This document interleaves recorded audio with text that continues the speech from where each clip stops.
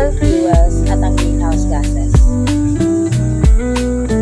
Ano nga ba ang climate change? Ang climate change ay ang matagalang pagbabago sa temperatura, panahon at klima ng mundo. Maaring natural itong nangyayari, pero sa panahon ngayon, ang pangunahing dahilan ay ang mga gawain ng tao, lalo-lalo na ang pagsusunog ng fossil fuels, tulad ng langis, uling at gasolina. Ano naman ang mga sanhi ng climate change? Ang mga sanhi nito ay ang polusyon mula sa sasakyan, pabrika at kuryente, pagkakalbo ng kagubatan o deforestation, labas ng greenhouse gases tulad ng carbon dioxide at methane,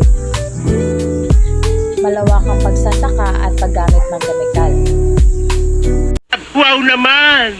Wow! Mga epekto ng climate change.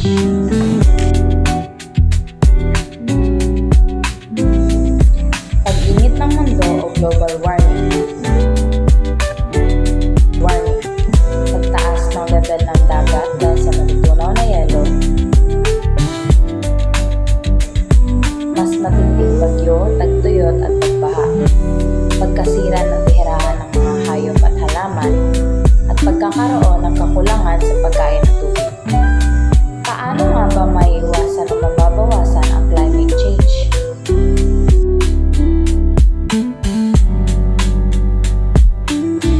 Gumamit ng renewable energy o solar.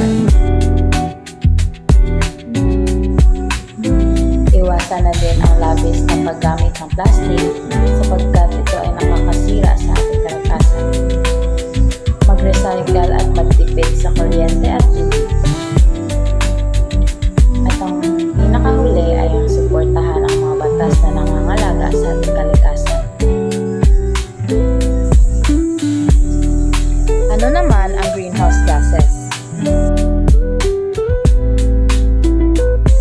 Ang greenhouse gases ay ang mga gas sa atmosfera ng mundo na nakakahuli ng init mula sa araw. Para itong kumot na nagpapanatili ng init sa mundo.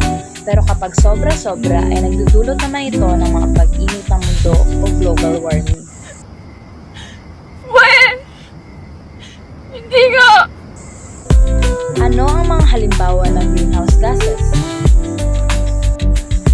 Ang mga halimbawa nito ay carbon dioxide, methane, nitrous oxide, water vapor at fluorinated gases. Ang carbon dioxide ay ang galing sa pagsusunog ng gasoline, uling at langis. Ang methane naman ay galing sa dumi ng hayop, basura at palayan.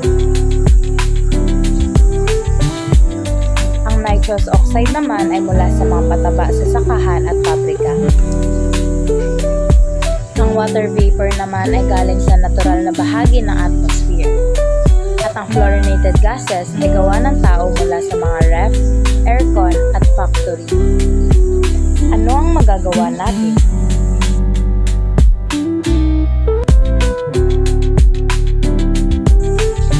Magtanim ng puno, gumamit ng renewable energy, iwasan ang labis na paggamit ng sasakyan at plastic, at i-recycle ang mga basura. At huwag niyong kalimutan na responsibilidad nating alagaan ang ating kalikasan. Ang mga gawain ng tao tulad ng polusyon at pagpuputol ng puno ay may masamang epekto sa mundo. Dapat tayong maging responsable sa mga ating kilos. Lahat tayo ay may papel sa pagprotekta ng mundo. Mula bata hanggang matanda, may magagawa tayo para maiwasan ang lalong paglala ng climate change. Kahit sa simpleng pagtapon ng basura sa tamang lugar. Kung patuloy na natin itong abusuhin, tayo rin ang magdudurusa. Kakulangan sa pagkain, tubig at malinis na hangin. Ang maliit na hakbang ay may malaking epekto. Ang pagre-recycle, pagtitipid sa kuryente at pagtatanim ng puno ay simpleng hakbang na may malawak na epekto para sa kinabukasan. Ang kinabukasan ng mundo ay nasa ating mga kamay. Ang mga sumusunod na henerasyon ay maapektuhan ng mga desisyon natin ngayon. Kaya nararapat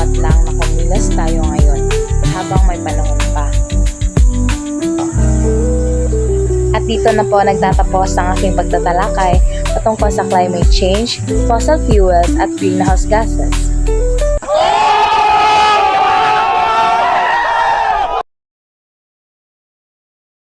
Selyo at takakalayin fuels at greenhouse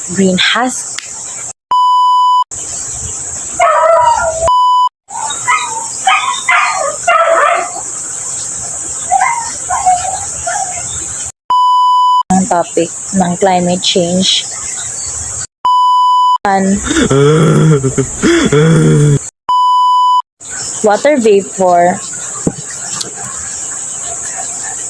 Water vapor at fluorinated gases.